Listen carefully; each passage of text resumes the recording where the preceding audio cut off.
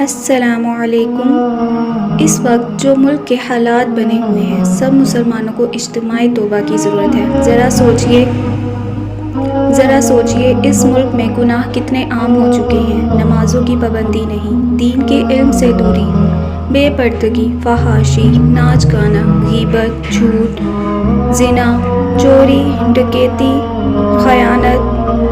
कौन सा गुनाह है जो एलानिया ना हो रहा हो? तौबा की ज़रूरत है, इस्लाह की ज़रूरत है। तौबा की ज़रूरत है, इस्लाह की ज़रूरत। आधे से ज़्यादा पाकिस्तान सैलाब की नज़र हो चुका है। खैर, हमें इससे क्या, हम तो नहीं डूबे। हमारे प्यारों, हमारे बच्चों ने हमारे सामने आखिरी सांसें नहीं ली, तो हमें क्या पड़ी किसी और के बच्चों के लिए राशन पानी जमा करने की।